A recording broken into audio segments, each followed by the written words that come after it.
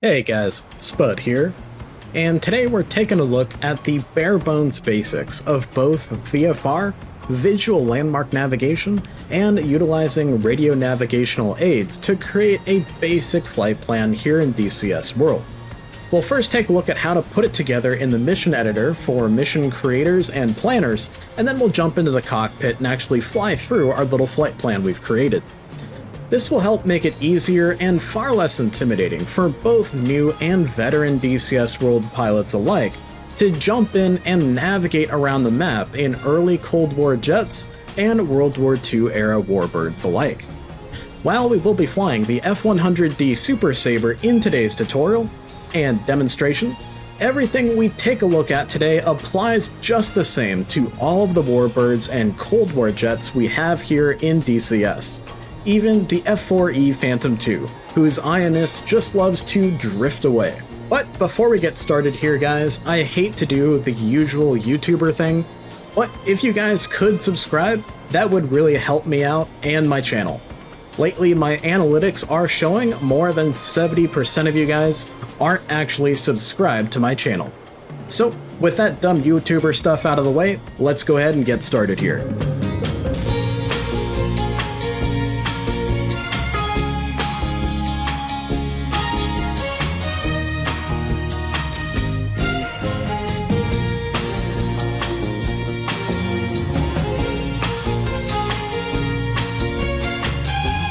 Okay guys, like we said in the intro, we're starting off today's video here in the mission editor, because today's topic really pertains to mission creators and planners just as much as it does to the pilots who are actually going to be sitting in the ejection seat. So we have our F-100D Super Sabre here all set up and ready to rock and roll for our Wild Weasel tasking we've been assigned for today. So now it's time to actually start thinking about putting together our flight plan for how we're going to navigate from where we're stepping into our jet and taking off here at Ramat David Air Force Base in the fictional country of the Kingdom of Daimar, and then flying out to navigating all the way to our target, which is the SA-2 Guideline Battery here at Hama Air Base in the fictional Empire of Piran. Now, of course, we have to make it to Hama on time and on target to suppress the SA-2 Guideline Battery here, so that way our strike package we're protecting can drop their bombs on the airfield as unmolested as possible. Now, this is where we run into that big point of friction and sticking point, in my opinion, for a lot of pilots who would like to go back and fly the older jets, as well as the World War II Warbirds here in DCS. And that's the simple fact that we lack a INS or inertial navigation system or GPS system that allows us to just plop a whole bunch of waypoints on the map and then fly point to point to point to point through those waypoints to super easily find targets and then make our way back home for a safe landing. However, after today's video, I really hope that this will give you guys a little bit more confidence and give you an idea of how to plan out a flight plan using VFR visual landmarks or using radio navigation, or as we're going to show later in this video, a combination of the two. So, when it comes to creating a strictly VFR visual landmarks flight plan, doing so in DCS can actually be really helpful to you guys who are real-life flight students who are learning to do this for your private pilot, your instrument rating, or your commercial pilot's license. So I highly recommend practicing this in DCS because DCS is way better for that than Microsoft Flight Simulator is, in my humble opinion. Anyway, so for today's situation, if we were going to create a flight plan with just visual landmarks, what I would do is we can either turn to the northeast coming off of Ramat David at a heading of about 024 or so, and then fly right to the mouth here of the Bekaa Valley, fly down the Bekaa Valley, and then at the northern entrance to the Bekaa Valley we have Al-Qasar Airfield, and then we'll eventually run into the city of Homs here. And then once we run into either Al-Qasar or Homs, we can then turn roughly almost due north and fly directly to the city of Hama and find Hama Air Base that way. And then our more fine-tuning navigation will be taken over by the fact that our ARHA systems and our F-100 will detect the SA-2 and then guide us right to our target. Alternatively, another way that we could come up with a visual landmarks flight plan would be to fly out to the coastline here and fly up the more or less north-south coastline that borders the real-life nation of Israel and Lebanon here, and then Syria, or in our fictional scenario here, the Kingdom of Daimar and Empire of Paran. Fly up this coastline and find a nice, good, easy to spot visual landmark such as the port city of Tartus here, then make a right-hand turn and fly a heading of about 068 out to the city of Hama, and then once again, once the SA-2 lights off his radar, we'll be able to then use our RHA to kind of fine-tune our navigation to find our target. Now, these are all well and good, and is probably what you're going to use when flying older World War II warbirds for the most part. However, there is a major drawback to just creating a flight plan that's just VFR visual landmarks scattered across the map. If we were, say, to be jumped and ambushed by MiGs, or maybe there's a pop-up SAM threat that we weren't planning for, and now we're having to pull really hard, and we're twisting and turning through the sky and getting lower and lower and lower, and using a bunch of our fuel, and we finally shot down that MiG, and we finally evaded that SAM, we might get ourselves super turned around. And if we're flying up the coast here, we might mistake the city of Tripoli here for Tartus, and we might turn inbound and run into Al-Qasar airfield instead of our target airfield. And that's not great, because that's going to leave our strike package out in the cold, and they're not going to be able to drop their bombs as effectively on Hama Air Base, because that SA-2 is not going to be suppressed. So, what I recommend doing instead is using radio navigational aids such as TACANs, NDBs, VORs, and VOR DMEs and VORTACs, things of that nature. Now, your particular aircraft, whether you're flying the F-100 or the F-4 or the F-5, will be able to utilize different radio navigational aids depending on your aircraft type, of course. Now, we can find a number of these navigational aids on the map itself, baked directly into our maps that we buy and download off of the ED store. We can see here at Ramat David, we have a VORTAC on channel 84 X-ray. We also have an NDB, and as we look around other parts of the map here, we can see there is a VOR here in the mountains to the east of Beirut International, and there's a VOR DME here at Beirut International Airport itself. And as we look around, we'll find more and more different navigational aids, such as an NDB here and a VOR DME here as well, right on the border between the Empire of Paran and the Kingdom of Daimar. Now, so for our flight plan today, why don't we go ahead and come up with how we're going to exit the terminal airspace of Ramat David and start heading out towards our target. So for today, I'm thinking that we are going to want to head out in this direction, so that way we can emplace a TACAN station somewhere in the neighborhood of this area through the mission editor, and then that will give us perfect guidance right to our target. When it comes to placing user placeable TACAN stations or other radio navigational aids, as well as using the aids that are baked into the maps, we have to really think about line of sight and the terrain around those navigational aids. It would be really, really nice if we could fly from the Ramat David VORTAC here on the roughly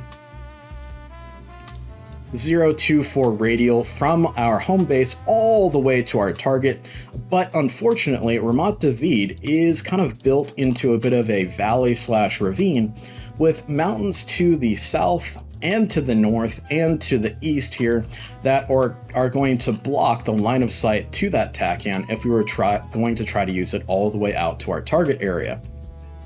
So as a result, we're going to need to use the Ramat David TACAN for terminal navigation, leaving the airspace of our airfield and then returning to the airspace of the airfield and getting lined up on the runway for our landing.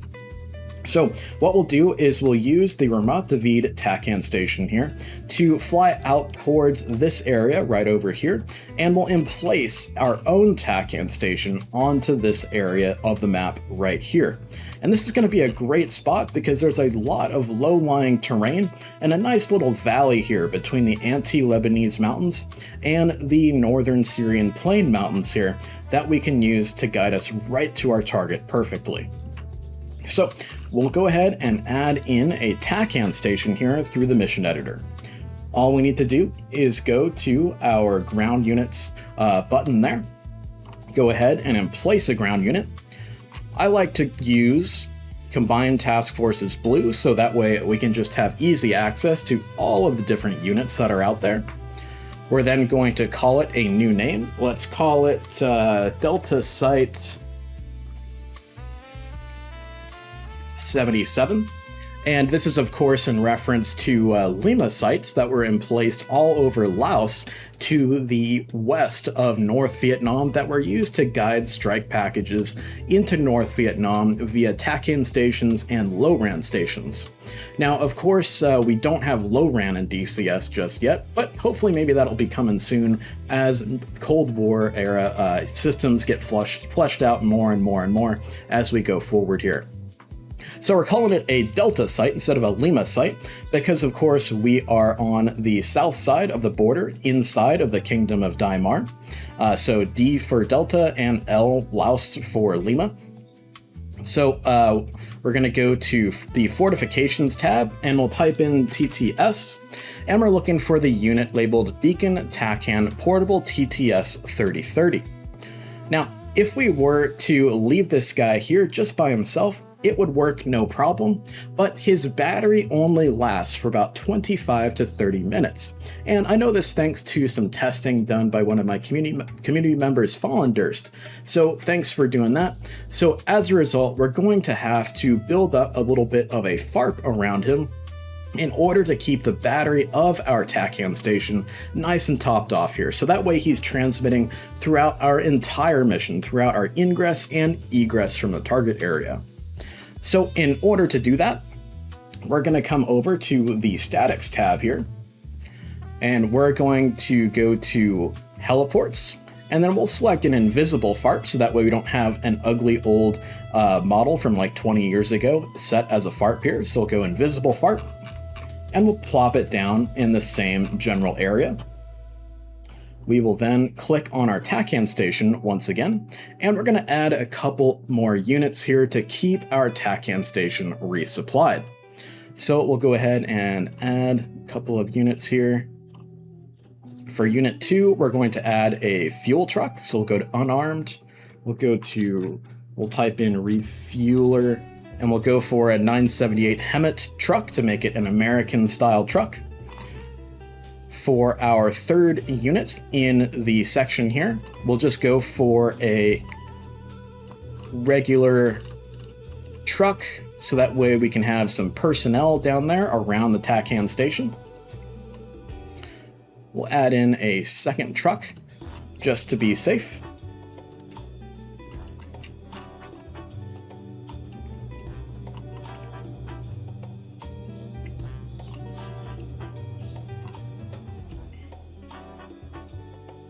There we go. Make sure they're not on top of each other here. And we of course need to ensure that in order to keep our TACAN station here resupplied and keep its battery nice and topped off, we need to ensure that the TACAN station itself is within these black range rings that are around our resupply trucks here. If the TACAN station is for whatever reason outside of the black rings, then the battery is subject to running out of juice. So just make sure it's nice inside here and it's close to the invisible FARP, and you should be good to go. Now, last thing we need to do here is actually set up our TACAN station itself. So we'll go to the Advanced Waypoint tab, go to Perform Command. For the action, we're going to go to TACAN Activate. For channel mode, go for X-ray. When you have a ground-based TACAN station, it's almost always going to be on the X band. The Y band is more reserved for aerial TACAN stations such as tankers or various types of helicopters that might be carrying around a navigational beacon. So just keep that in mind. Since this is our fictional Delta Site 77, let's give it a call sign of Delta 77 there. And we will link it to the appropriate unit name. Make sure that it is the same unit as the TTS 3030 unit if you are setting up multiple TACAN stations in a mission. And for the channel itself, we'll set it to 77 X-ray. And that should be good to rock and roll for us. Make sure that we save the mission here. When you're working with the DCS World Mission Editor, I always recommend you to save early and often because there is no redo or undo button here in the Mission Editor just yet.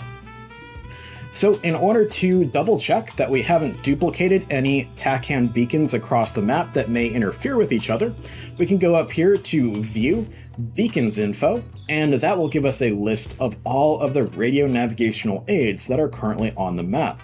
So we can see highlighted in blue, because it's on the blue side, Delta Site 77, ident of Delta 77, 77 X-ray, and nope, looks like it is not duplicating anything, so it should be ready to rock and roll for us, and not interfere with anything that is pre-baked into the map by default.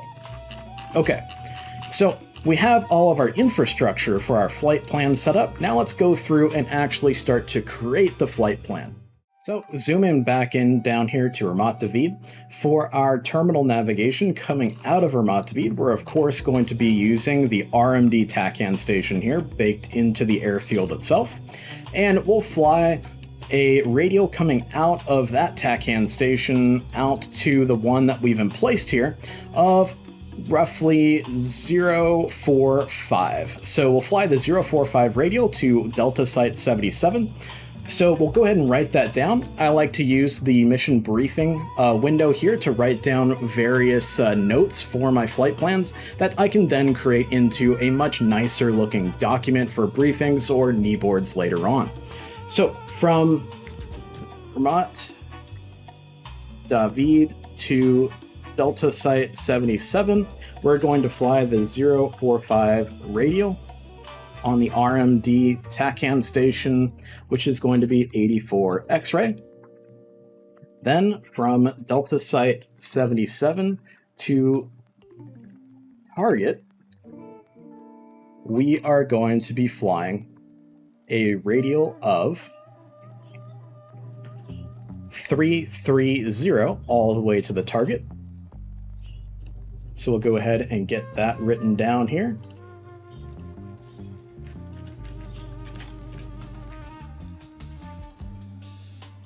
On D77, which is going to be 77 X-ray. And then once we're coming off the target here, as opposed to recycling all the way back over to Delta Site 77 and then back to Ramat David, we can cut off that little elbow in our flight plan by just flying more or less southwest here to the mouth of the Bekaa Valley, and then using some more visual landmarks to fly all the way back home, down the Bekaa Valley here, and then spitting out right into the area where Ramat David is, where we can then pick up the TACAN station for Ramat David and then use that to navigate around and get lined up for the runway. So coming off the target, so we'll go target to Ramat David, fly heading, roughly we'll call that about 190 or so, just to give our 200 just for cardinal headings here. Heading 200 degrees to pick up the RMD TACAN station 84 X-ray. And so that should give us a pretty good idea of how to fly through our mission today. Of course, it's a very simple and simplified flight plan, but it should work out for us no problem here. So with that out of the way, let's jump into the cockpit here. And alright guys, one more thing I did want to throw in for you guys here is we can actually throw in a couple of waypoints here to give you guys at least a little bit more guidance when it comes to flying through this flight plan that we came up with here, because it is going to allow DCS World to generate some procedurally generated kneeboards that we can then track through the flight as well. So I just wanted to add that in here, and we'll incorporate that into the flying part of today's tutorial as well. Okay guys, we're now in the cockpit of our F-100D Super Sabre, and our jet is all fired up and ready to rock and roll for today's mission. But before we taxi out and take off, I figure we should set up our radio navigational aids here in the cockpit, because the takeoff evolution in the Hun is definitely a handful, and we don't want to have to go super heads down in the cockpit here to set a whole bunch of stuff up as we are getting the jet nice and cleaned up and starting to head out of the terminal airspace here. So the first thing we need to do is to set up the Ramat David TACAN station on our TACAN control head, which is going to be on the right-hand console towards the aft section here. Now, of course, the Ramat David TACAN station is on 84 X-ray. So to set the ones place of the TACAN station, we're going to use the center rotary dial to select 4, and then use the outer rotary dial to select the tens and the hundreds place, as we can see there. So we'll go ahead and set 8-4. And we can also see that there is no band selector. The F-100D Super Sabre can only use the X band of TACAN stations, so keep that in mind as you're planning missions or creating missions for your squadron.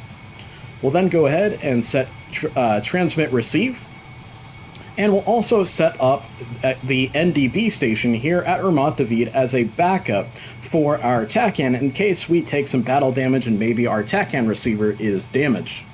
So to find the frequency for the NDB here at Ramat David, just like on the mission editor map, we just need to zoom in to Ramat David here, and we can see it's on 368.00 kilohertz. So we'll come down to our radio compass. We will set the appropriate band, and then we will tune the appropriate frequency.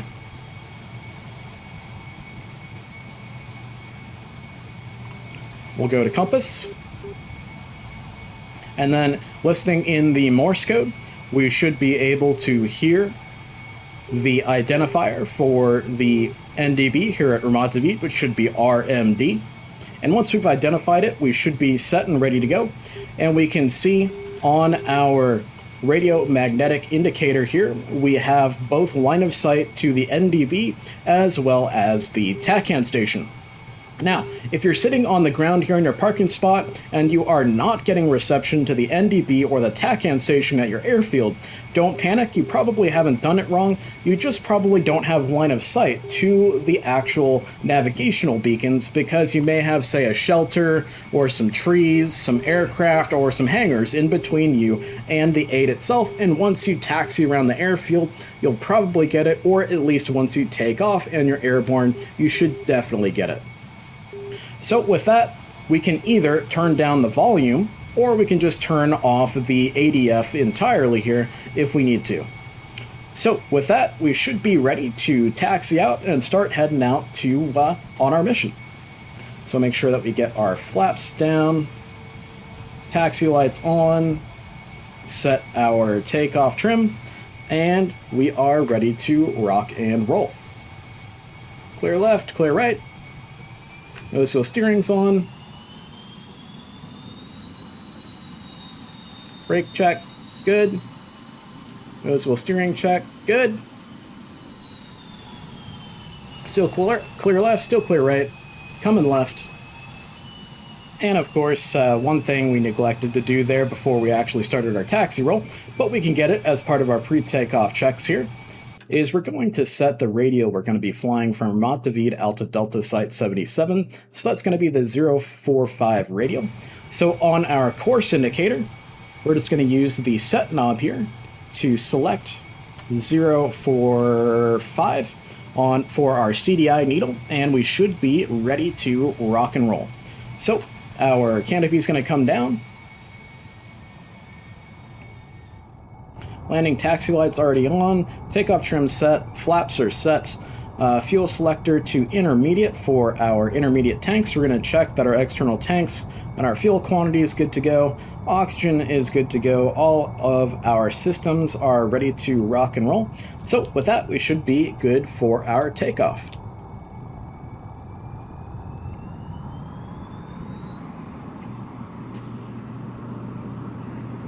Finals cleared.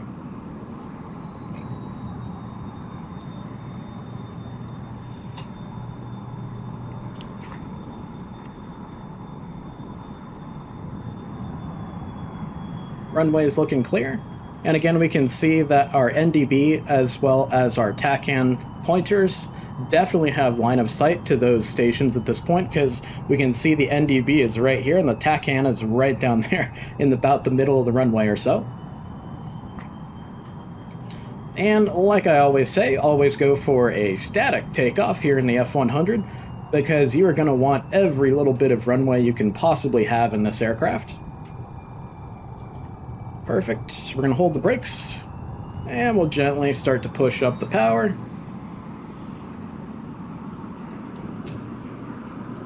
Releasing the brakes, burners, nose wheel steering coming off.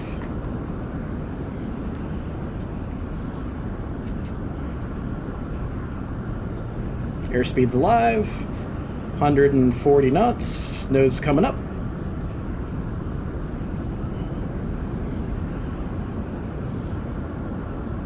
We are airborne, gears coming up,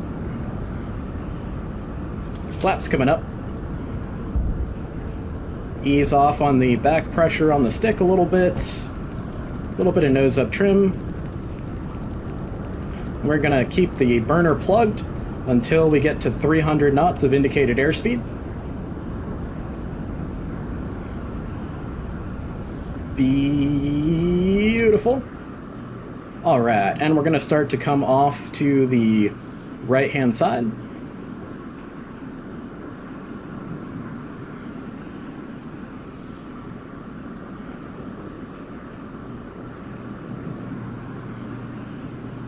And we're looking for a heading. I'm going to fly a heading of about 065 for now to intercept the TACAN radial coming off of Ramat David and start heading out towards Delta Site 77.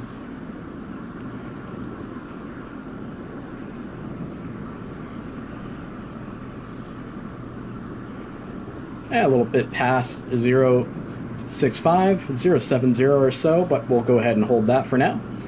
And we'll start just a gentle, lazy climb up to our cruising altitude. And as you guys can see here, looking around at the terrain, Ramat David is definitely built into a bit of a valley there, so pretty soon we're going to lose line of sight to the Ramat David TACAN station, and that's no problem. We'll just go ahead and tune into the Delta Site 77 TACAN station, especially once we get to altitude here, and then we'll use that to track that inbound to the station, and then inbound to the target, of course. I'm going to go ahead and get my sight turned on. Bring power to my stations. Select our strikes. Missiles to ready. Perfect.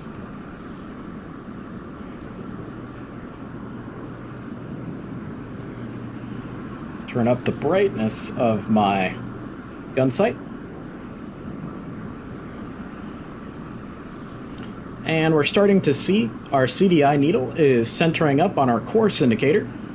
So as it centers up, we're just going to start to come left back to about 045 or so. So that way we can track the 045 radial out to Delta Site 77. And we can see here the CDI needle starting to come back off to the left.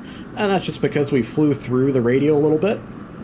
When you're very, very close to the TACAN, whoop, looks like I forgot to bring up my landing lights. Probably oversped those. Oh well.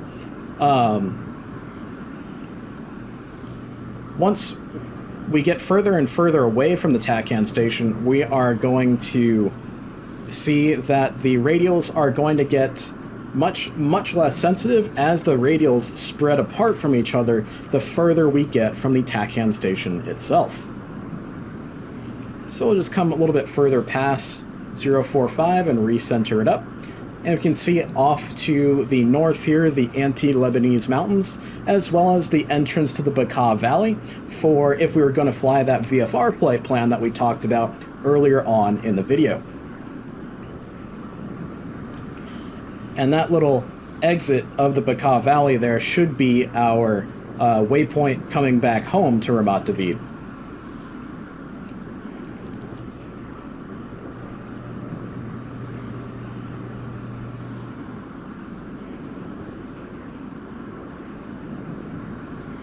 Okay, so we're about 040 right now, just kind of re-intercepting the radial.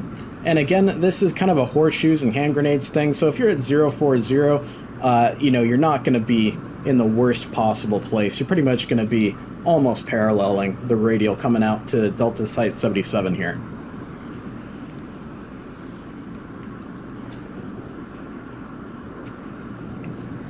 So, as a bit of an idiot test, and as a bit of a cheat, if this is all still very, very new to you, we can always open up the kneeboard here and look at these procedural kneeboards that are built by DCS by default that follows those couple waypoints that we put into the mission editor at the end there, and we can actually put a little mark for where our aircraft is on the map here. And we can see we're pretty much right on course heading out towards our Delta site. And we can see we can keep adding additional marks as we fly across our kneeboard map. So that can be a good test, as well as it being kind of realistic. You can think of it as either a kind of a cheat code to help you out with learning how to do... Okay, so we got the radial back. We'll start to come back around to 045. So it can kind of be a bit of a cheat code, like I said, to help you guys out when it comes to learning how to navigate in this manner, as well as it can be a bit of like a realistic addition to DCS that will allow you to essentially pretend you're plotting on a map your location based off of your radio navigational aids and your visual landmarks here, so that way you can then pretend to say plot yourself on the map and be like, okay, yep, here I am flying through the waypoints that I've set up. A little bit surprised we haven't lost line of sight to Ramat David, but as we can see, those hills back there are getting closer and closer to the airfield, so we'll probably lose it pretty soon here. But so far, everything's looking good. And our cruising altitude here is going to be just underneath this cloud deck. We'll check our fuel state of our external tanks. Everything's looking good there.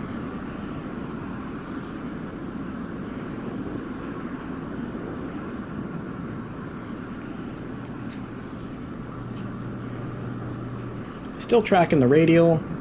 We've still got good DME, and we can we're still ticking away from Ramat David there. And let's see how badly we oversped our lights.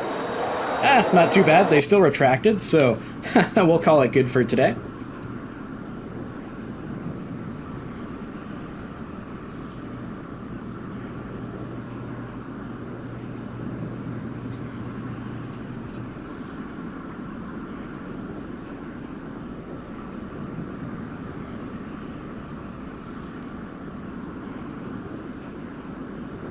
And just for grins, let's go ahead and see if we can get Delta Site 77.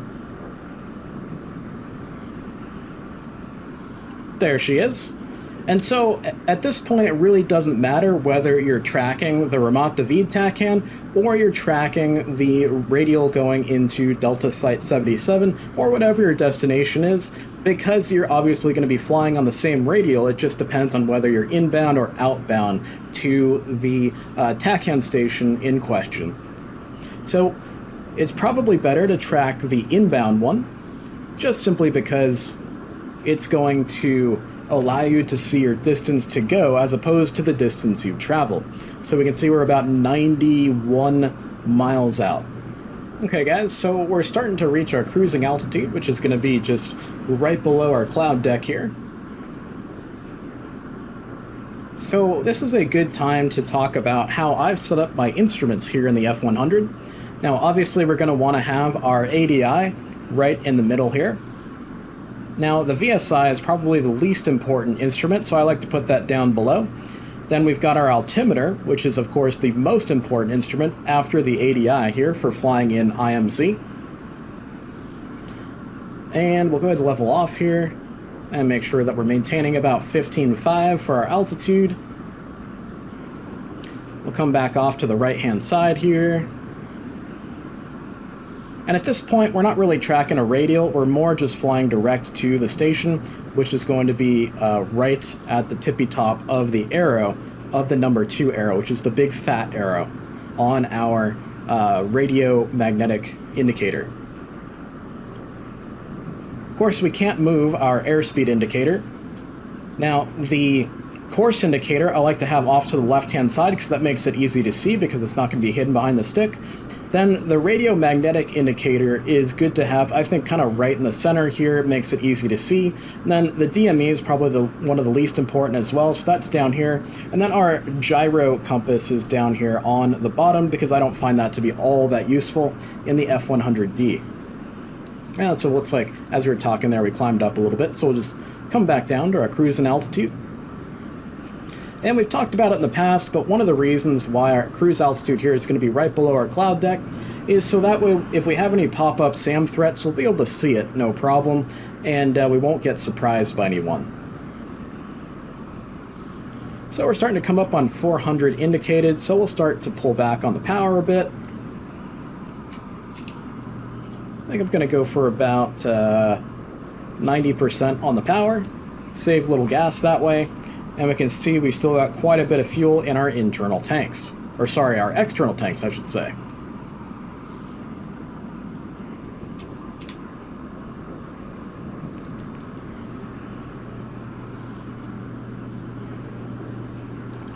So, a lot of folks in DCS I've found, and as well as most flight simulators, tend to try to fly straight and level based off of their VSI.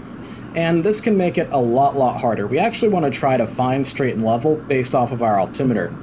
The reason for that is our altimeter is what's happening right now with our aircraft, whereas the VSI is more of a trend over time, and that's how the instrument itself calculates our climb rate or our descent rate is trend over time, whereas the altimeter basically, and how fast the needle on the altimeter is moving, shows us what is happening with our aircraft right this instant.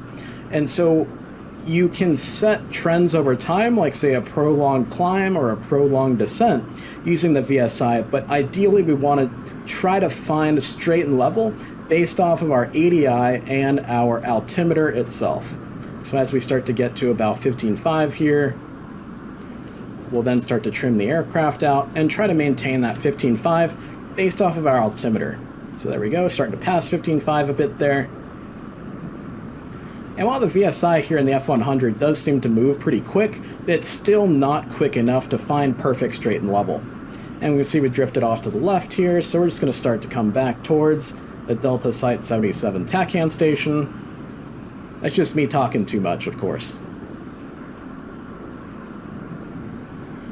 And we can see our ADF needle, which is the number 1 needle on our radio magnetic indicator there, is moving around quite a bit, and that's just because she's losing line of sight to the NDB at Ramat David. So, no big deal.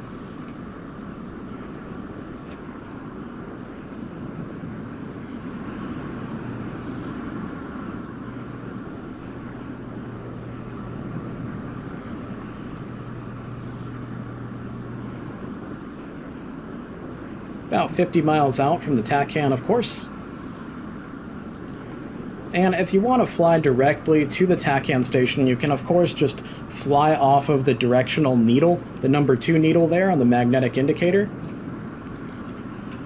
Or we can also rotate our course indicator here and re-center up our CDI needle, and then fly whatever heading is now in the course window, which is 050. So we'll go ahead and make sure we set that. So there's always multiple ways to skin a cat here.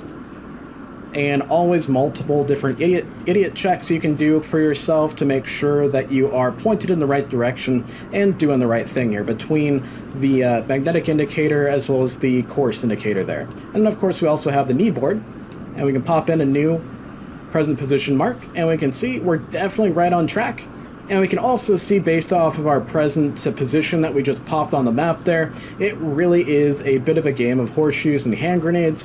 Being absolutely perfect isn't required unless you're, say, using a TACAN station to drop bombs with. Alright. Getting closer. Still got plenty of fuel in the external tanks. It is kind of surprising to me how little fuel the F-100 tends to sip. And that's definitely really nice to see.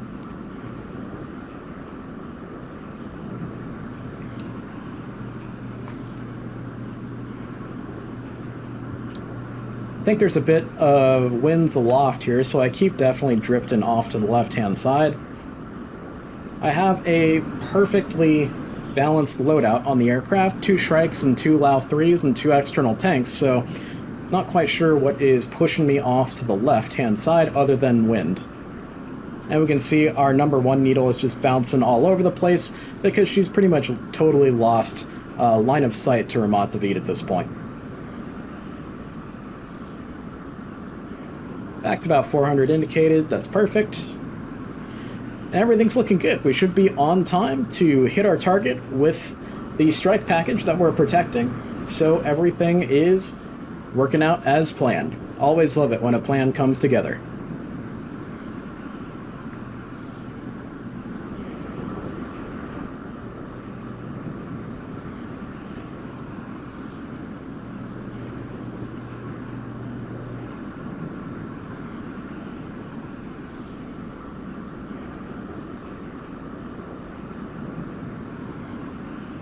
Yeah, the wind is definitely pushing us around, so go ahead and recenter our CDI. Now we got a course of 053.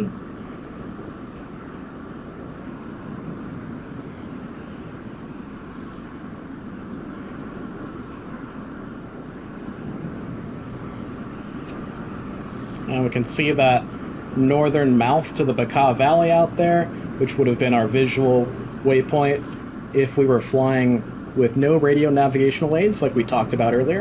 And we can see Al-Qasar and the lake near Al-Qasar out there as well.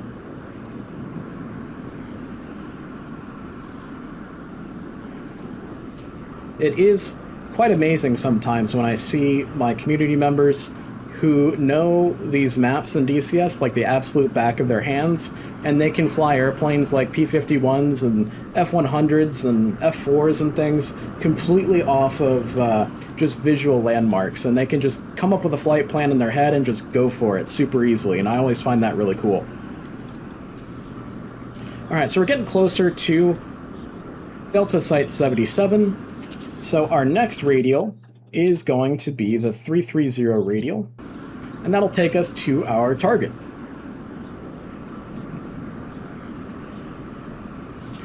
Now, when we're flying away from a TACAN station, we're going to need to follow our CDI needle quite a bit more carefully, because we're not going to have a perfect needle pointing us right towards where we're going to be going. And it's obviously going to get more loosey-goosey the further away from Delta Site 77 we get, as we get closer and closer to Hama Air Base. Now, of course, the SAM sites and the flak out there is probably going to help guide us right to our target a little bit easier than otherwise, but we'll just make sure we're a little bit more careful with the CDI needle.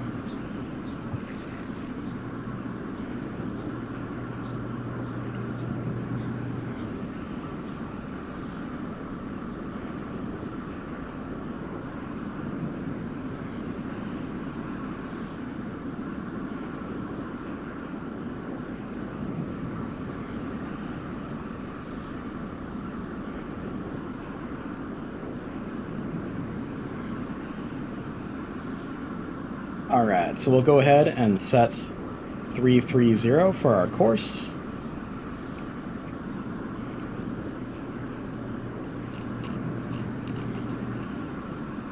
And we'll start to make just a lazy turn off to 330. Now we haven't directly overflown Delta Site 77 just yet, but making that turn a little bit early is going to help us intercept that 330 radial a little bit easier. And since they're starting to head into Indian country here, we'll go ahead and fence in. We'll turn off our external lights.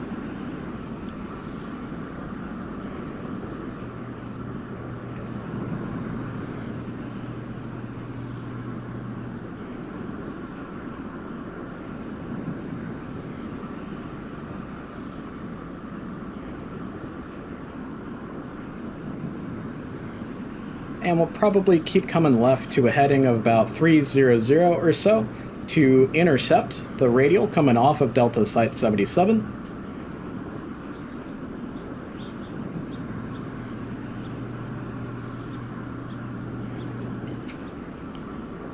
Gun selector to both. Set that to manual. Shrikes are set and ready to go. Still got fuel in the external tanks.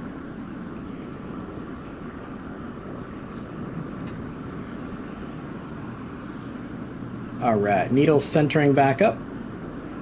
Probably should have started to turn back to 330 a little bit earlier. And there we go. Now, one thing that I neglected to put as part of my flight plan here, which I definitely should have, is taking a look at what the DME distance from Delta Site 77 is to our target. So we can still do that here. It's going to be a distance of about 62 nautical miles. So we can see we've got about 45-ish nautical miles to go.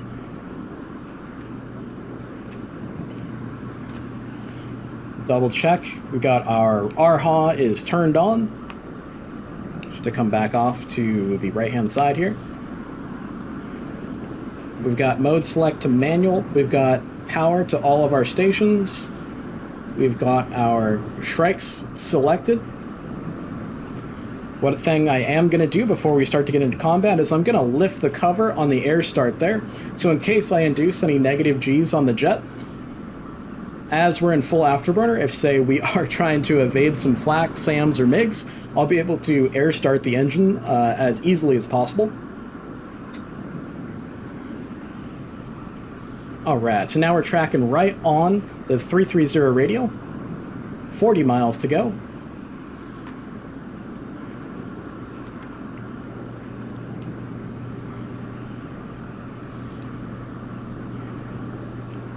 Still right on time, keeping our airspeed right at 400 indicated.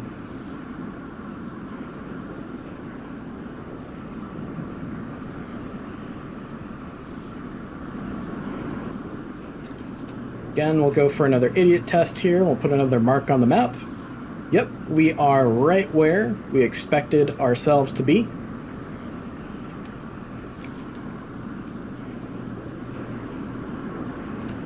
And we can see the mouth of the Baca Valley, which is where we're planning on flying right towards as we come off our target for today.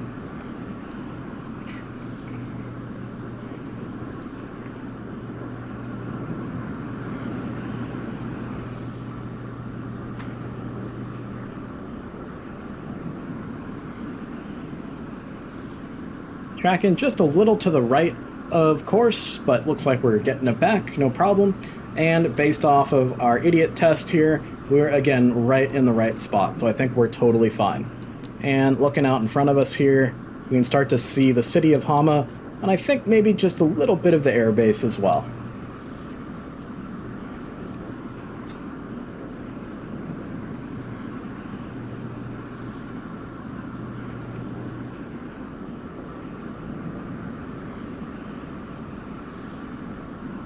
About 25 miles out or so.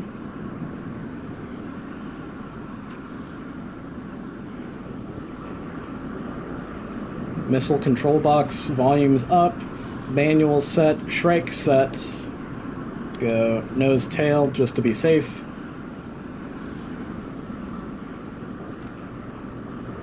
For our rockets, we're gonna go 5, salvo, ripple, Good to go.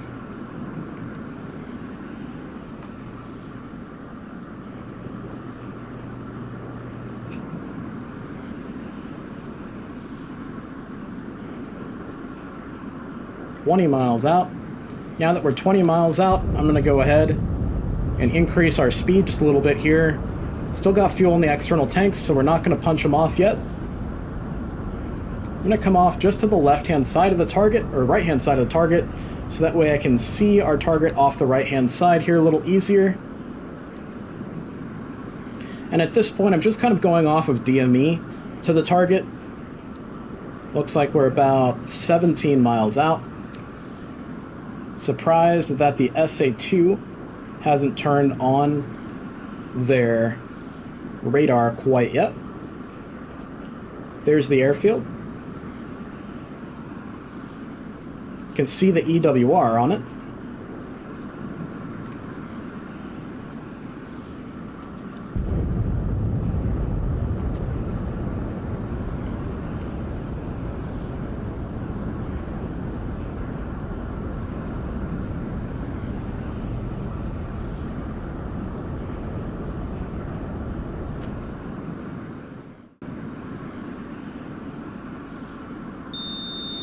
There it is.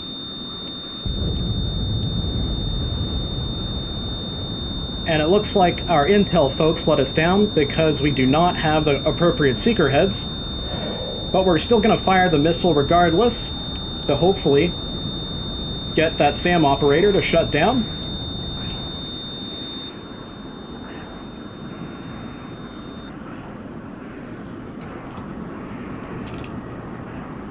Looks like he did, in fact, shut down. So we're going to go back over to rockets and head inbound and hopefully destroy the site before our strike package gets into the target area.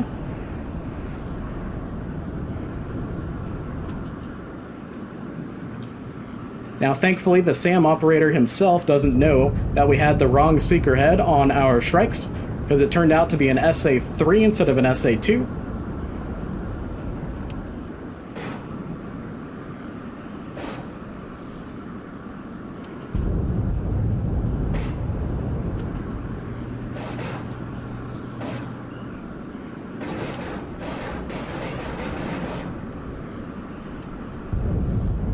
Alright.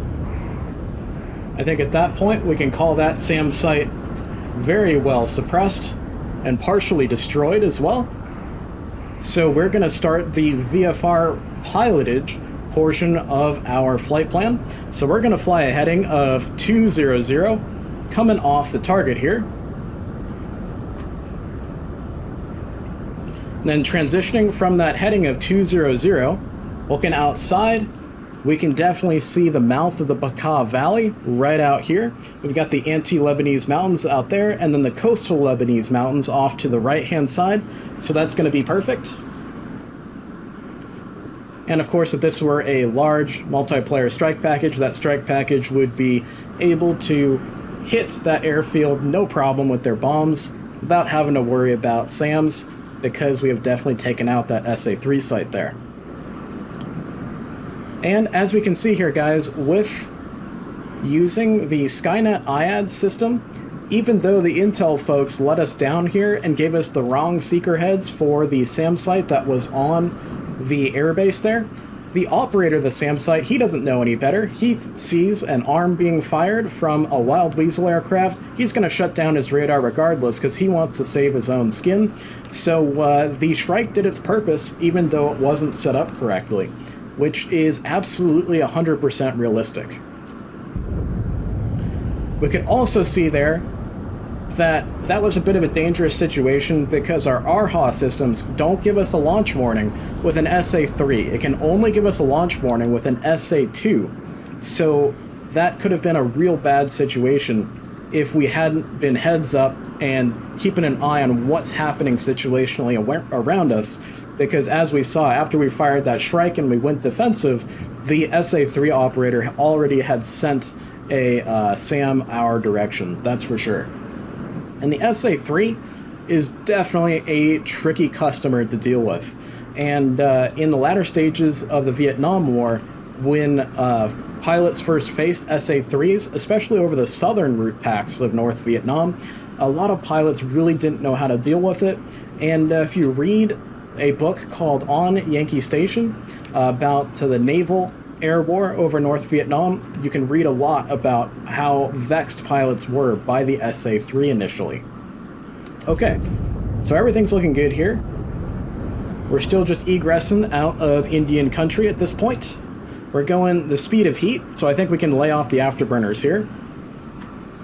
We've got lots and lots of gas left, so I don't think there's any reason to actually get rid of our bags here, and our CO would definitely appreciate that. Alright guys, as we can see here, we're now entering into the mouth of the Bekaa Valley, and we're heading southbound back home towards Ramat David Airfield. Just like we planned on our flight plan here, from the target fly to Ramat David via heading 200 to then pick up the Ramat David TACAN on 84 X-ray. And we can also double check we're in the right spot here. We can see on our map, we've just plotted our location right here at the mouth of the Bekaa Valley, so that's looking perfect. And on our TACAN receiver, we already have the NDB set for Ramat David, so that's perfect. And we can go ahead and set 84 X-ray for the Ramat David TACAN station. And as we get closer and closer to it, we'll then start to pick up that TACAN. That'll help us align with the runway back home at our home plate. So everything is on track and set and ready to go. And hopefully so far you guys are seeing that this really isn't all that hard or all that intimidating. It just takes a little bit of extra planning as you're jumping in to go fly.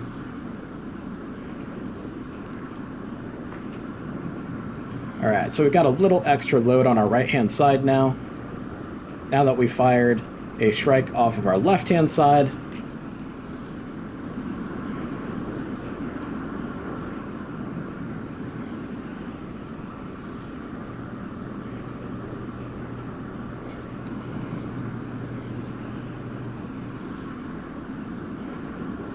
And at this point, as we can see here, the anti-Lebanese mountains off to our left-hand side and the coastal Lebanese mountains have definitely blocked line of sight to all of the navigational aids we've set, whether NDBs or TACANs or what have you.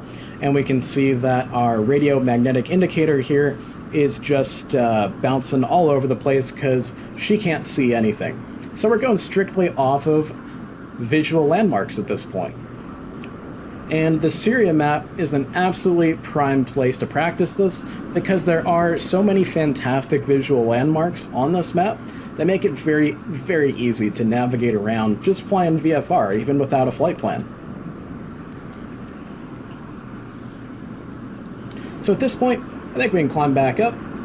So far we haven't been bounced by any MiGs and we haven't been bounced by any pop-up SAM threats, so I think we're good there. So we'll start to head upstairs, and of course the higher we get, the less likely our radio navigational aids will have their line of sight to us blocked by mountains or buildings, obstacles, things of that nature.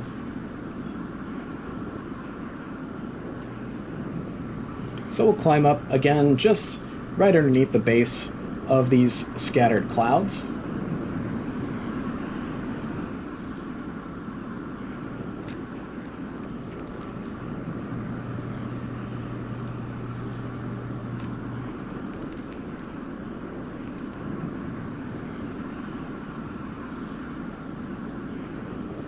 And boom. Looks like our NDB, surprisingly, actually found the TACAN, or is starting to pick up the NDB at Ramat David before the TACAN did. Kind of funny.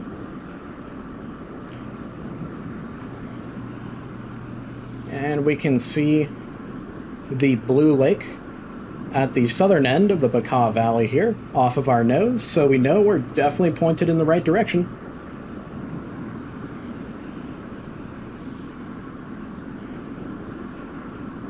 Looking at our fuel quantity, we've definitely got plenty of fuel to make it back home, no problem.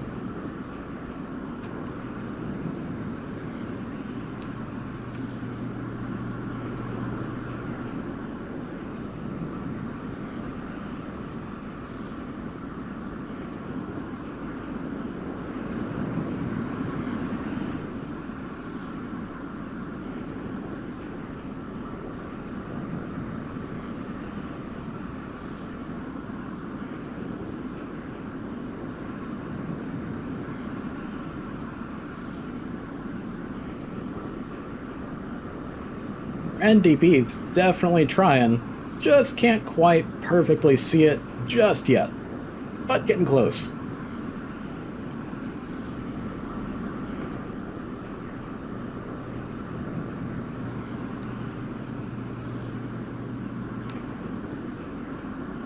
Alright, we'll call that good, right underneath the cloud deck here. 84 extra, yep, that's all set, ready to go. And we go ahead and plot our position on the map. So we should be quite near Ryuk Airfield, right in the center there. Perfect, looks like we're in the right spot. You can roll over here and the airfield is right there, nice.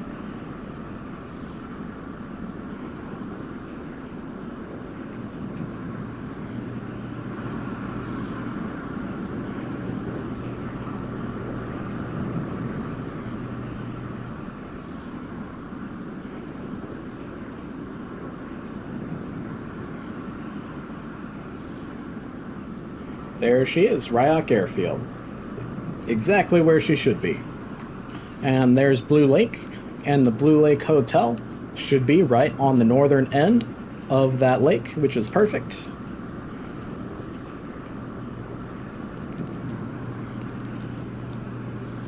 And then Damascus is right off of our left-hand side. And in our fictional universe, the Burning Sands universe, there's lots of friendly airfields and lots of friendly air bases to divert to if we were to be running low on fuel. But so far, fuel levels are still looking fantastic, so we should be good. We now have line of sight now that we're nice and high and starting to get out of the mountains of the Baka Valley. And we can see we're 79 nautical miles away from Ramat David, and Ramat David's a heading of about 200 or 205 or so. So we'll start to come left a little bit and just fly direct back home. You can see the NDB still bouncing around a little bit, but that's to be expected.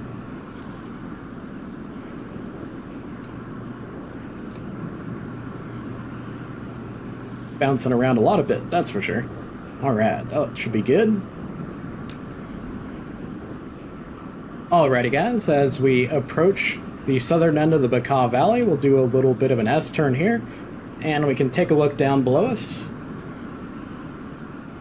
And we can see we're definitely at the southern end of the Baka Valley at this point. And off in the distance here, we can see the Sea of Galilee over there. And we definitely have line of sight to Ramat David, both with the NDB and the TACAN. We're 54 miles out at this point.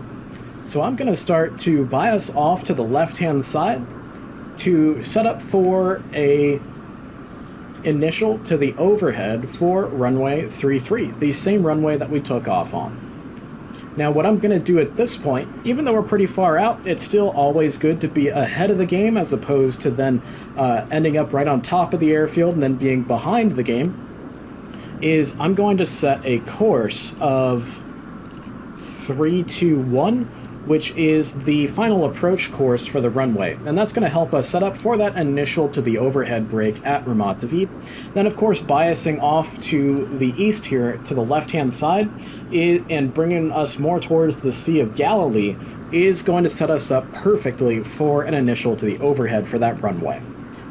Now, if for whatever reason we still needed to fly direct to Ramat David, no problem. All we'd have to do is just come off to the right-hand side here and fly direct on the needles from the TACAN and the NDB right to the airfield.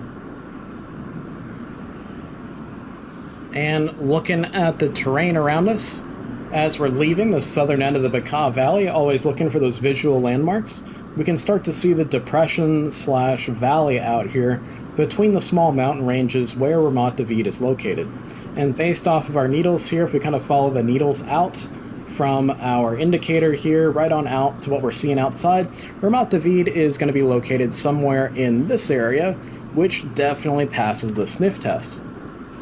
And then if we wanted to, we could of course plot our location coming off of the about 052 radial or so, and we can pop another position point on there, and boom, there we go.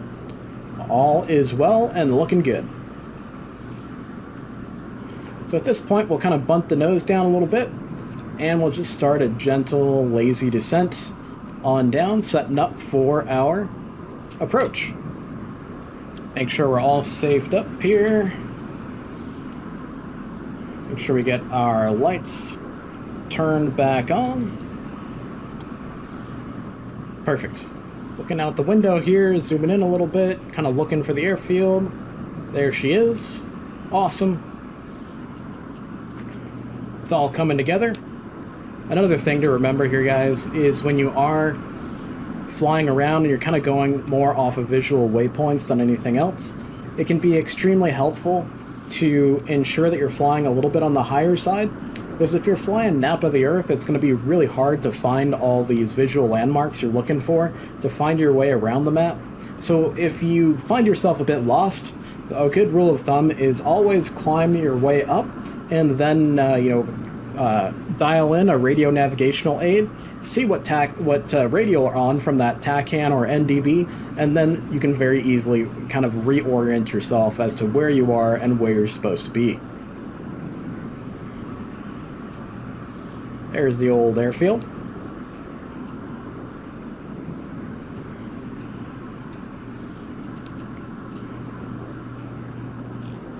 So now that we've got the field in sight, we'll go ahead and start coming on down. A little bit more aggressively. Now, a lot of folks tend to mistake runway 27 for runway 33 here at Zermatt David, or they even confuse Megiddo Airfield for Zermatt David. And that's why it can be very, very helpful to make sure that you have the Zermatt David TACAN dialed up and you have the course for the appropriate runway dialed in, and that'll help you ensure you're nice and lined up for the appropriate runway.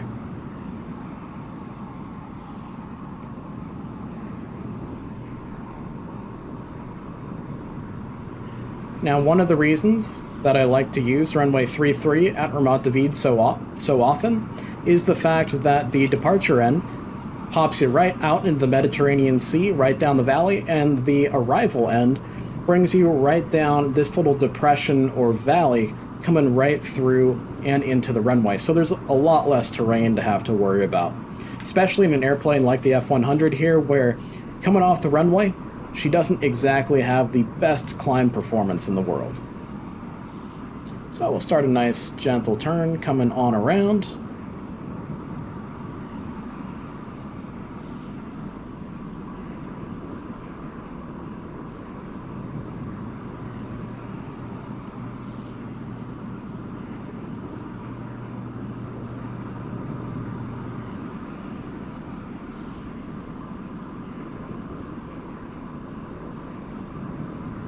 And we'll hold about 2,100 feet for our pattern altitude.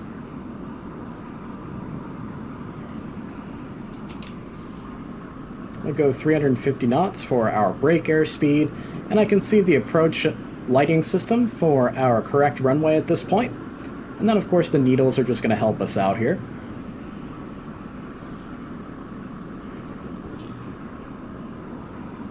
And there we go. Nice and lined up for runway 33.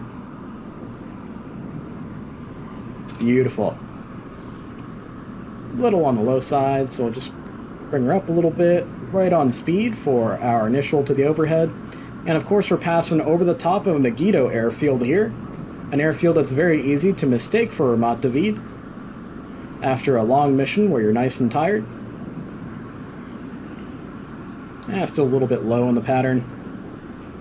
But the needles show we're perfectly on line here. Raise the seat a little bit.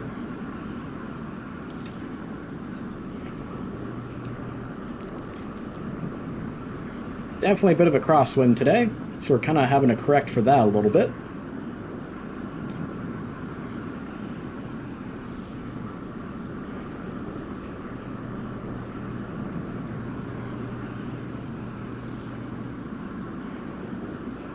Now we're a little high for the pattern, and in the brake.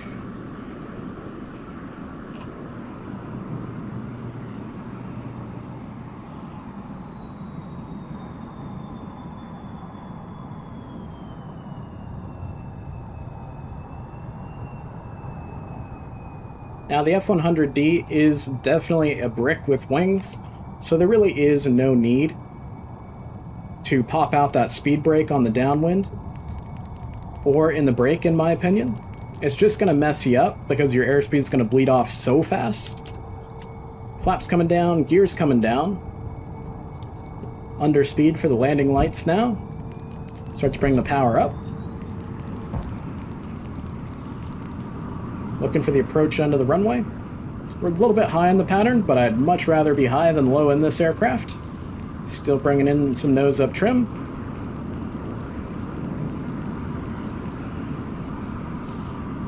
Runway is about 45 degrees behind my shoulder, so we're going to go ahead and start the turn-in.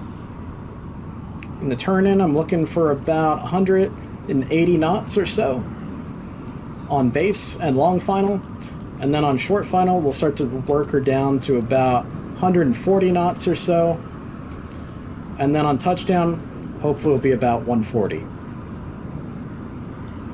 Starting to get a little bit low here.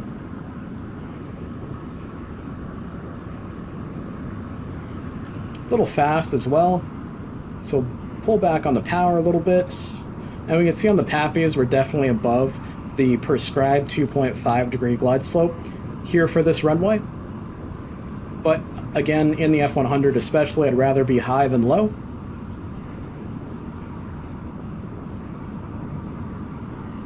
Definitely got a bit of a crosswind, started to overshoot a bit there. Seats coming up a little bit more, a little bit fast, 190 knots. Better to be fast than slow. Starting to work our way down to the runway here. And into the flare. Pulling the power back nice and slow. Flare, flare, flare, flare, flare, flare, flare, flare, flare. Hold it off. There we go. Nice, gentle landing. Drag chute's coming out. Always be ready, though, when the drag chute comes out with a crosswind landing, and definitely take you for a ride. As we get slow enough here, we're going to go nose wheel steering back on. And with these crosswind conditions, it's really causing me to pump in a ton of rudder. And we'll make sure we get this chute cut away as soon as we can.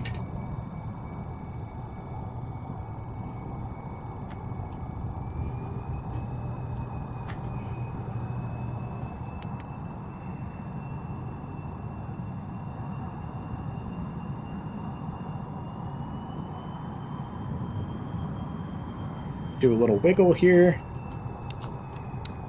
Chute cut away. And now we should be good. So guys, I hope that this video acts as a really nice little primer for you guys and a nice tutorial to show you guys that both VFR pilotage navigation using visual landmarks around the maps in DCS World, as well as radio navigation from TACANs, NDBs, and other radio navigational aids scattered across the map, both user placeable and baked into the map by default, is not nearly as intimidating as a lot of people make it out to be. And then of course we also have the backup cheat code / realistic way of being able to plot our location on these procedurally generated maps that are loaded into the Kneeboard here in DCS World. So I hope you guys enjoyed the video. Please leave a like and a subscribe, and I hope this video helps you guys out. So thanks for watching, guys. Fly safe out there, and we'll see you in the next one.